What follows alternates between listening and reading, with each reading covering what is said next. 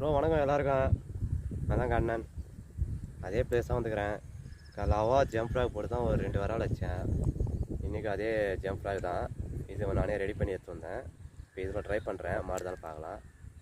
கொஞ்சம் வாய்ஸ் அப்படியே இருக்கும், இதுலேயும் மாட்டோம், இதுலேயும் ட்ரை பண்ணலாம். இப்போ ஃபஸ்ட்டு கேஸ்ட் பண்ணுறேன். மீன் இருக்குது, பார்க்கலாம் அடிக்குதானே. ஃபஸ்ட்டு கேஸ்டில் போடும்போது எப்பவுமே லப்பர் போட்டு தான் போடணும் ப்ரோ.